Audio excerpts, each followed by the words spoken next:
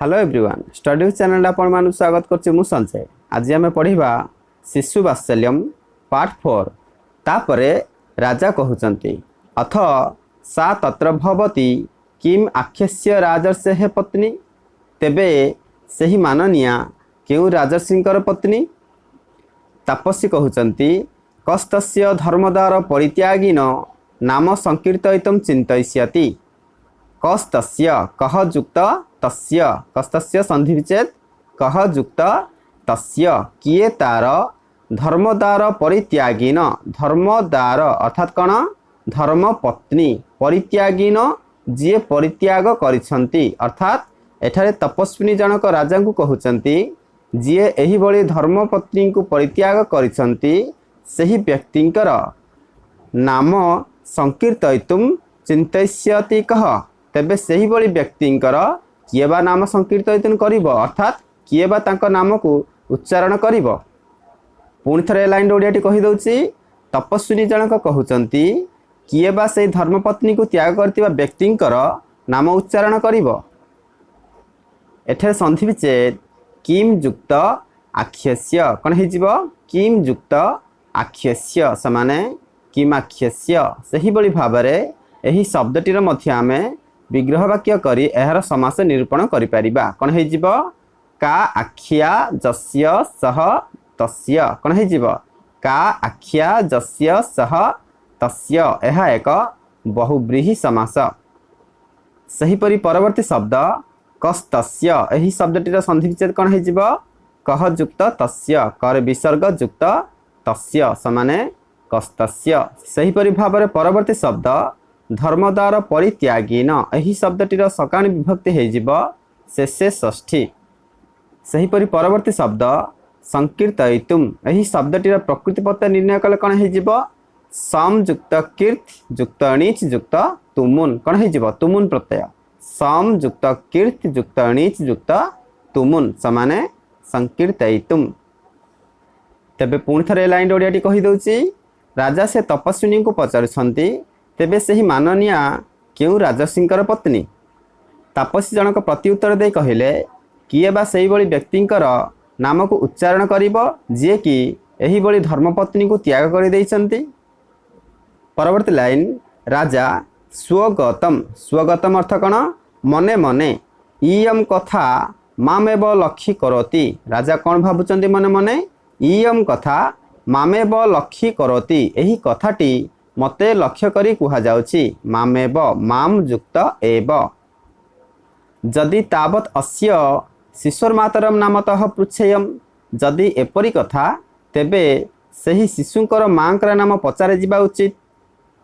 अथवा अनार्ज्यः परदार व्यवहारः अथवा किंतु अनार्ज्यः अनार्ज्यः अर्थ कण शिष्टाचार नुहे अर्थात उचित व्यवहार नुहे। परदार व्यवहार अर्थ कण पर स्त्रींकर कथा कहिबा बा पर स्त्री चर्चा अनार्ज्य अर्थ शिष्टाचार नुहे।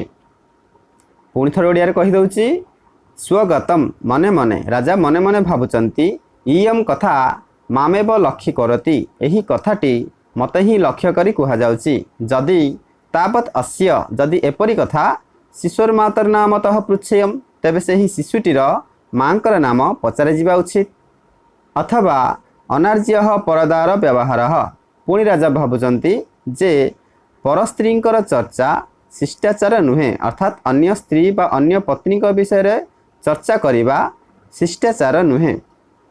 तापसी प्रवेश्य मुन्मयूर हस्ता अर्थात तापसी सेठारे प्रवेश करचंदी केमिति मुन्मयूर हस्ता मुन्मयूर अर्थात मूर्तिका मयूर हस्ता हातरे धरी अर्थात जो तपस्वी जाइथिले मूर्तिका मयूर पाई सेई तपस्विनी जनक सेठारे एक मृत्तिका मयूर नहीं प्रवेश करिसंती।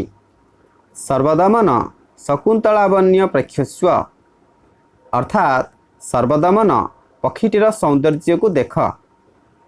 एठारे संधि विच्छेद मामेव माम युक्त एव सही परी परवर्ती संधि विच्छेद शिशोर मातरम एहर संधि विच्छेद कले कण हे जिवो शिशोह युक्त मातरम कण हे जिवो शिशोह युक्त मातरम सेमिति एठारे अछि तावदस्य एहर संधि विच्छेद कले कण हे जिवो तावत युक्त अस्य तावत तरे हलंत युक्त अस्य समाने तावदस्य।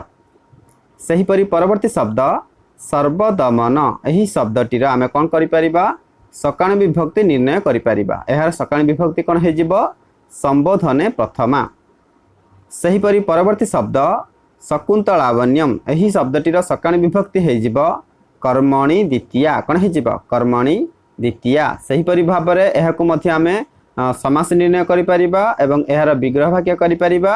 शकुन्तलावण्यम एहार विग्रह वाक्य हेजिबो शकुन्तस्य लावण्यम कौन हेजिबो शकुन्तस्य लावण्यम अर्थात पक्षीटीर सौंदर्य। परवर्ती लाइन बालः सदृष्टिक्षेपम अर्थात कौन चारिआड़ को चाही से कहूची कुत्र बा मे अम्बा केउठारे बा मोर माँ अछंती। एहार अर्थ तपस्विनी जनक जेतेबेले मूर्तिका मयूर नहीं कि आसिले से बालकटी को कहिले शकुन्तलावण्यम प्रेक्षस्व अर्थात पक्षीटीर सौंदर्य देख। किंतु शकुन्तलावण्य एहा तांकर मांकर नाम सहित सादृश्य थिबारु से बालकटी पचारिला कुत्र बा मयम बा केउटारे बा मोर माँ अर्थात केउटी मोर माँ अछंती।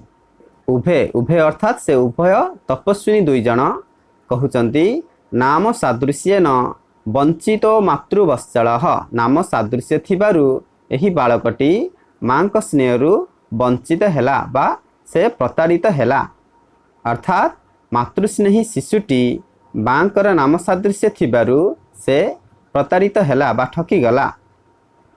द्वितीया अर्थात द्वितीया तपस्विनी जनक कहउचंती वत्स रे पुत्र अस्य मृत्तिका मयूरस्य रम्यत्वं पश्यति भणितोसि अस्य मृत्तिका मयूरस्य एही मृत्तिका मयूरर रम्यत्वं पश्यति रम्यत्वं अर्थात कौन सुंदरता एहार सुंदरता को देखिबा पाई मु कहिली।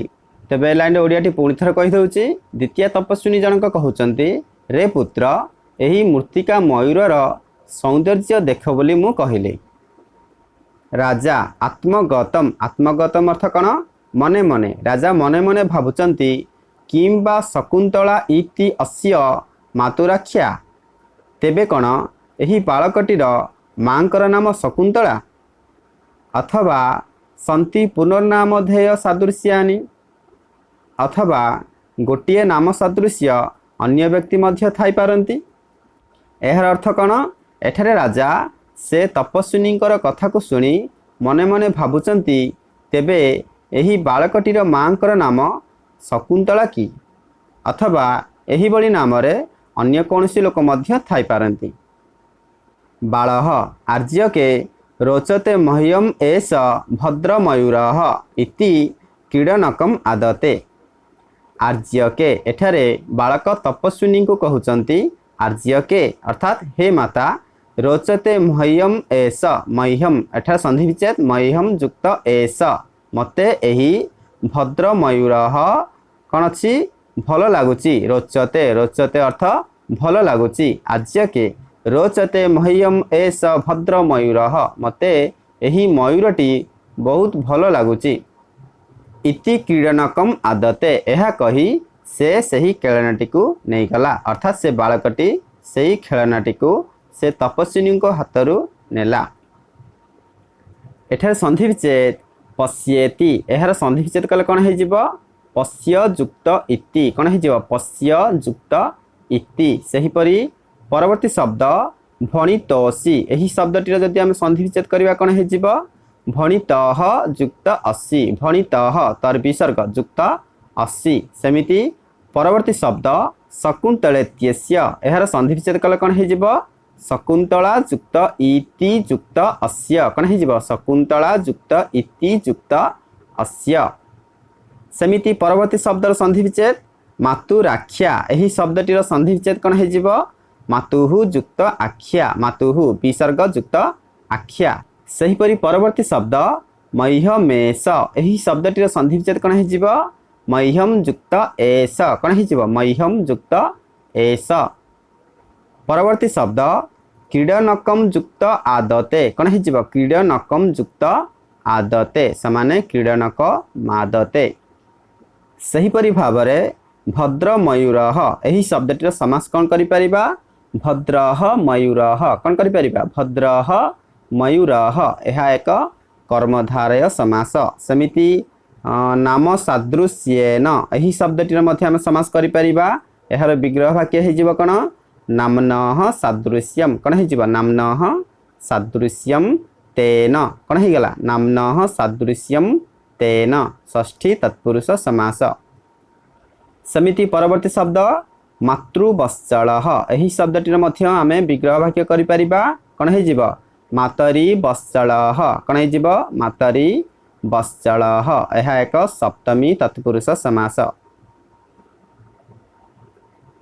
परवर्ती लाइन प्रथम तपस्विनी जनक विलोक्य सुद्वेगम से सुद्वेगम विलोक्य देखिकी सुद्वेगम अर्थ कौन उद्वेगर सहित आश्चर्यर सहित देखिकी कहउचंती ओहो रक्षाकर्णकम अस्य मणिबंधे न दृश्यते ओहो आहा रक्षाकर्णकम अस्य रक्षाकर्णकम अर्थ कौन रक्षा कवचटी अस्य मणिबंधे न दृश्यते एही बालकटीर मणिबंधरे अर्थात एहार हातरे जो रक्षा कवचटी थिला ताहा न दृश्यते अर्थात कौन देखा जाऊ नाही यार अर्थ कौन हेला एही बालकटीर हातरे जो रक्षा कवचटी थिला ताहा देखा जाऊ नाही राजा तपस्विनी कथा को सुनी राजा कहउचंती अलम आवेगेन अर्थ अलम आवेगेन ननु ईदमस्य सिंह शावक विमर्दात परिभ्रष्टम इति रक्षाकर्णकम ग्रहीतुम इच्छति अलम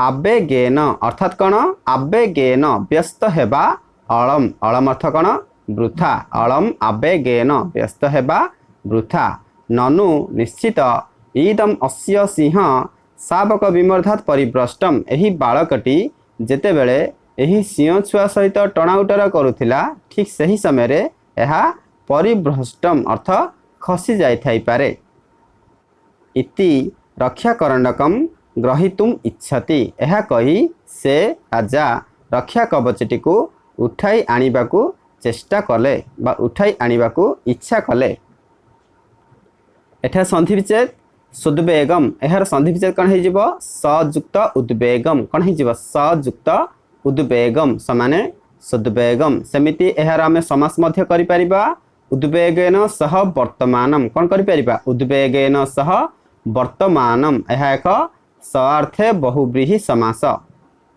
सहीपरि भाव परवर्ती शब्द रक्षाकर्णकम युक्त अस्य रक्षाकर्णकम युक्त अस्य सेमिति परवर्ती शब्द संधि विच्छेद करि परिबा कोन अलम युक्त आवेगेन अलम युक्त आवेगेन ईदम युक्त अस्य ईदमस्य मणिबंधे एही शब्दटीर सकाण विभक्ति कौन हे जीव अधिकरणे सप्तमी कौन हे जीव अधिकरणे सप्तमी सहीपरि भाव परवर्ती शब्द ग्रहीतुम इच्छति कौन हे जीव ग्रहीतुम युक्त इच्छति यार संधि विच्छेद सेमिति रक्षाकर्णकम एही शब्दटीर समास जदि आम करबा कौन हे जीव यार विग्रह वाक्य रक्षयाः करण्डकः तम रक्षयाः करण्डकः तम यह एक षष्ठी तत्पुरुष समास।